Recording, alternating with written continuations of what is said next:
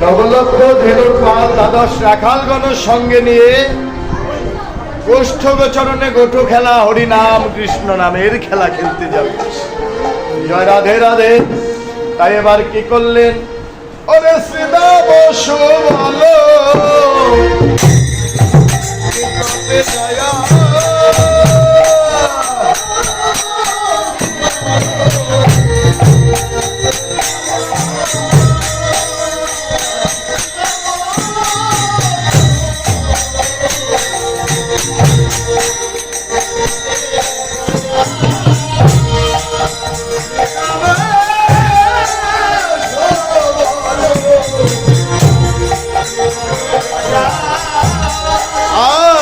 কহে শোনয় হে সুবল ভায়া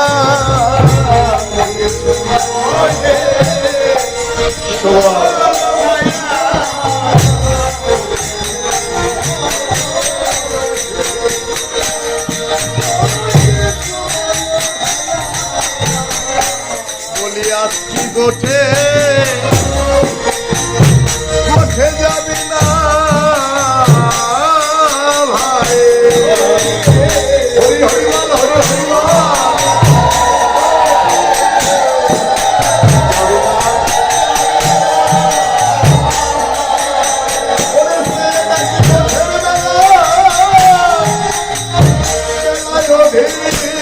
হলো আজ গোঠে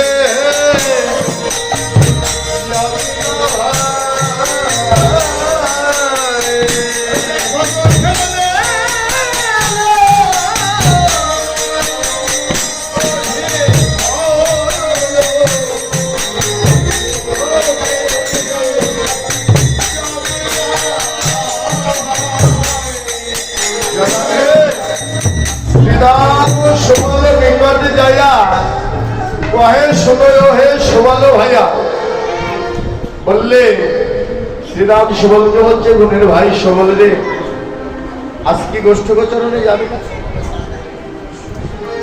অসবল এবার ভক্ত সুবল আবার শ্রীরামকে বললেন, দাদা শ্রীরাম, ও শ্রীরাম, গুণের ভাই শ্রীরাম রে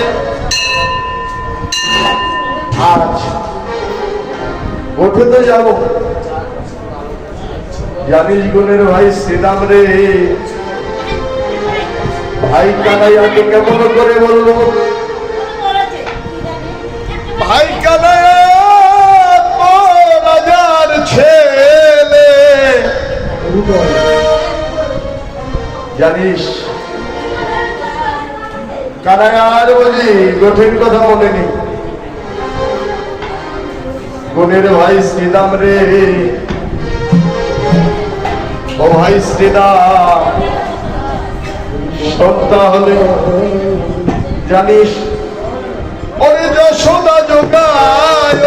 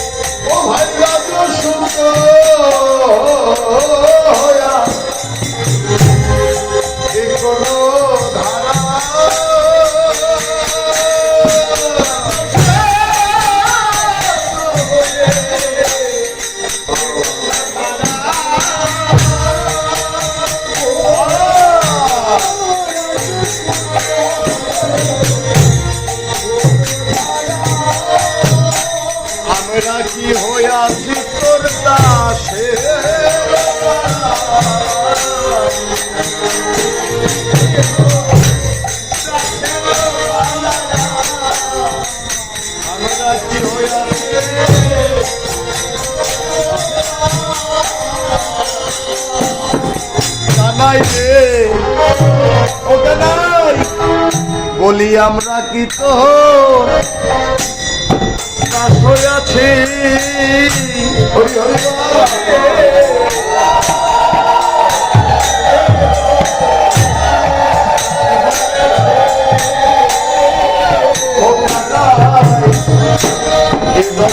আমরা কিন্তু দাস হইয়াছি।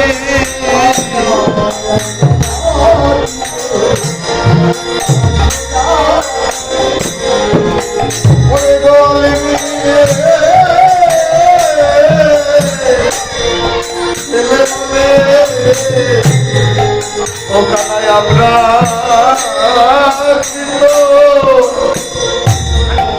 দাস হইয়াছে।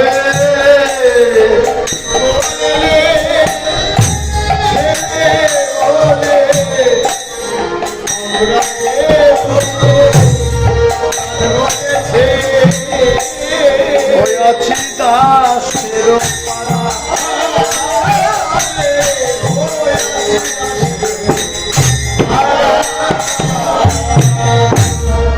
এবার সুবল শ্রীরামকে বললেন, রাজসূত হইয়া এ কোন ধারা, আমরা কি হইয়াছি দাসেরও পাড়া।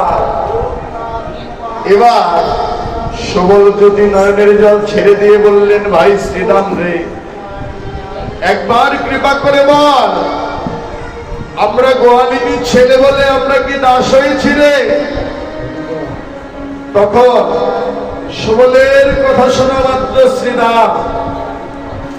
শ্রীরাম সুবলের স্মরণে পড়ে গিয়ে বললেন, ভাই সুবল রে, ও সুবল, এ কথা আর বলিস না ভাই। কেন? ভক্ত শ্রীরাম আমার দুটি নয়ন জলে কেঁদে কেঁদে বললেন, গুণের ভাই সুবল রে, কেন বলবি না জানিস ভাই, এ জগতে দাস না হলে কি আমার গোবিন্দ ধান মিলে।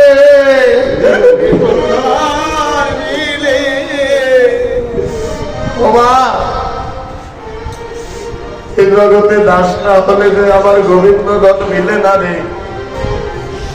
এ জগতে দাস যদি হতে চাও, আবার কৃষ্ণের নিত্য দাস হয়ে যাও। জীব হলো নিত্য কৃষ্ণ দাস, কিন্তু এ জগতে আমরাও দাস। আমরা কার দাস? ও মেয়েরা,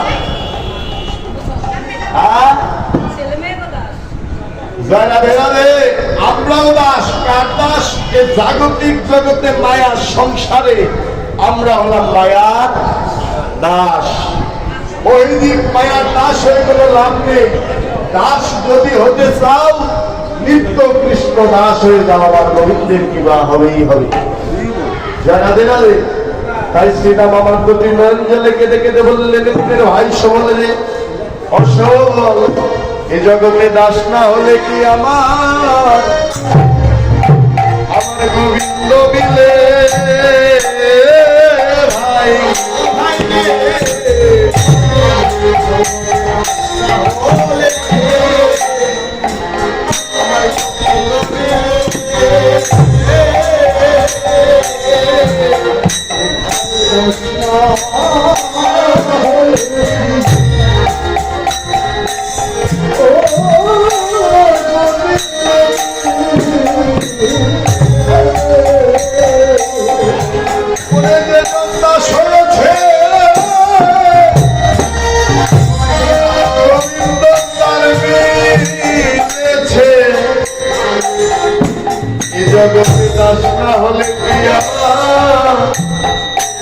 গোবিন্দ মিলে।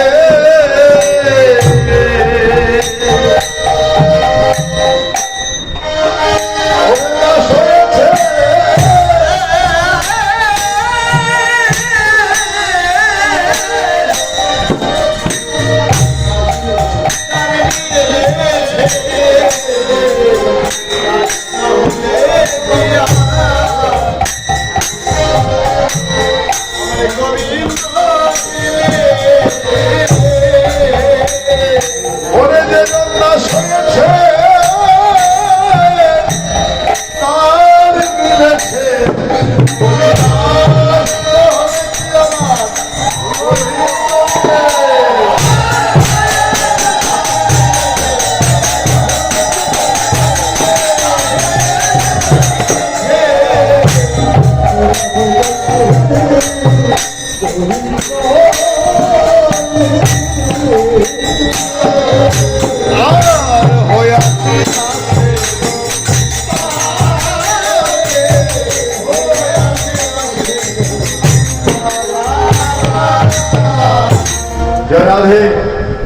তাই বললেন গুণের ভাই শোভনের, এ জগতে দাস না হলে কি আমার গোবিন্দ মিলে?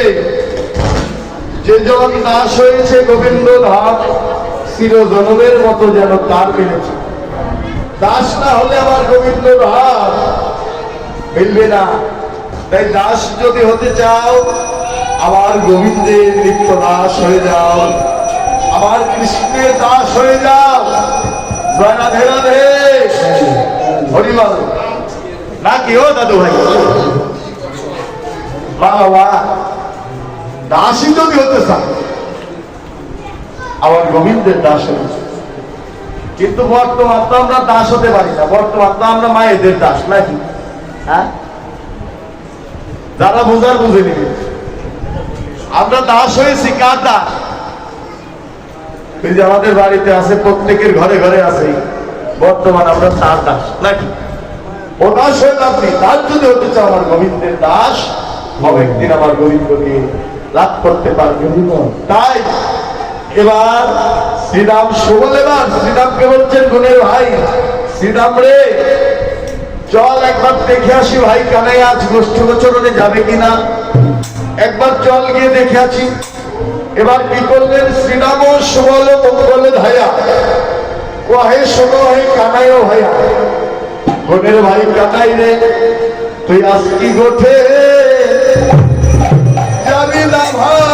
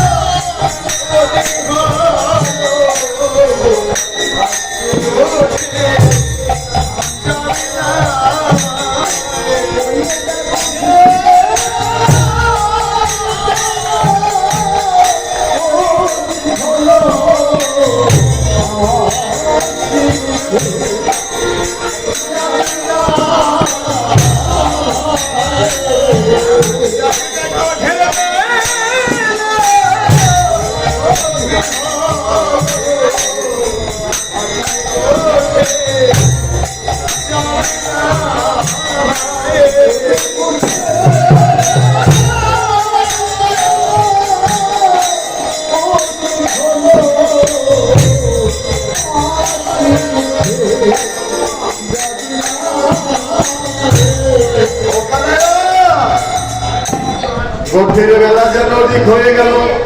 আসতে ভাই কানাই, আরে তুই কি গোষ্ঠ গোচরণে যাবি না? ও কানাই, গোঠের বেলা যে অধিক হয়ে এলো। ও ভাইরা, কোন গোঠের বেলা, কোন গোঠের বেলা অধিক হয়ে এলো? ভক্তি শাস্ত্রে বললেন এই জাগতিক জগতের গোঠের বেলা নয়। দেখতে দেখতে তোমার আমার এই সামনে তিন হাত দেহ গোঠের বেলা যেন অধিক হয়ে, দেখতে দেখতে তোমার আমার এই দেহ গোঠের বেলা যেন অধিক হয়ে এলো।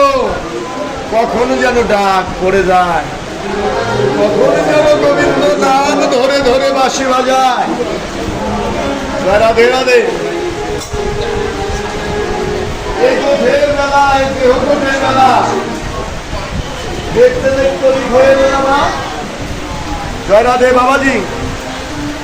একদিন ওই চুলগুলো কালো ছিল নাকি? কালো ছিল না? দেখতে দেখতে পেকে গেল। একদিন ভালো নয়নে দেখতে পেতেন, আজ পারেন না। একদিন ভালো হাঁটতে পারতেন, আজ পারেন না। হস্তে ভালো কাজ করতে আজ পারে না নাকি? একদিন বদলে ভালো কথা বলতে পারতে না পারেন না। এ আসরে যারা আসে কথাটি হৃদয় দিয়ে ভেবে দেখুন। একদিন এই দেহের 10 ইন্দ্রিয় জাগ্রত ছিল, ভালো ছিল, আস্তে আস্তে অবশিষ্ট হয়ে যাচ্ছে। কখন যেন আমার বিদায় বাসি বেজে ওঠে, কখন যেন ডাক করে যায়, ও বাসি, কখনো যেন ডাক করে যায়। বাসি যদি একবার নাম ধরে বেজে ওঠে, সেদিন বলতে পারবেন না ভগবান আমার একটা মেয়ে আছে, মেয়েটা বিয়ে দিয়ে চলে যাবো, পারবেন না নাকি? ও দিদি, নাম ধরে যদি একবার বাঁশি বাজায়, বাজানো মাত্রই যেন যেতে হবে।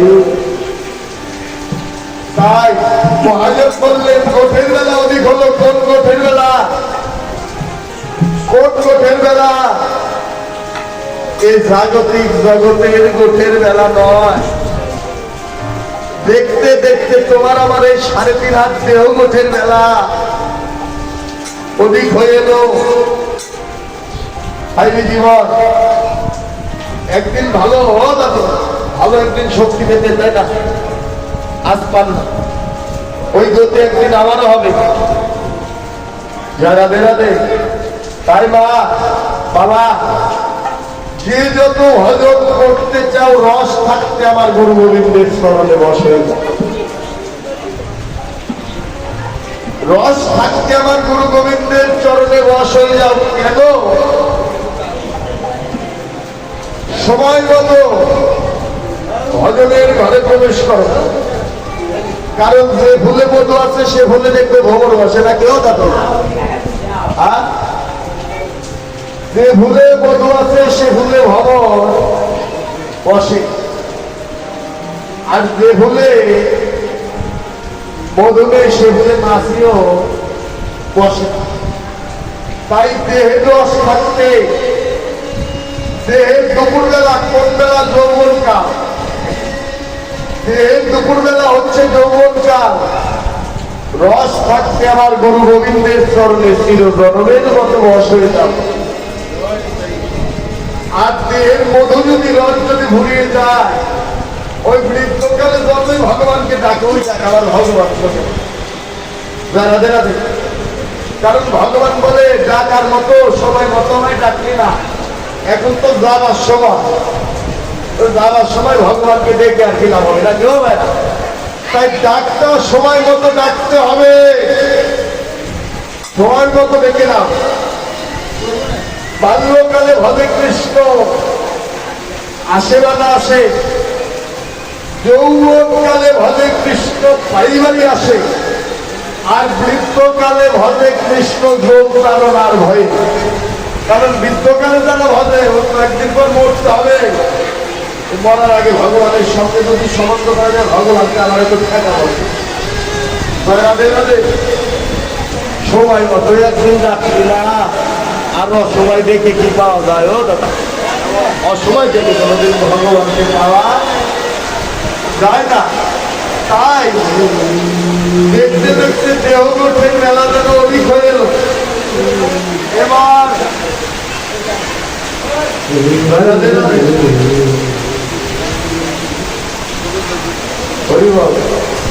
বসে না, বাসি এই যে চোখ বসে, এই যে ও বাসি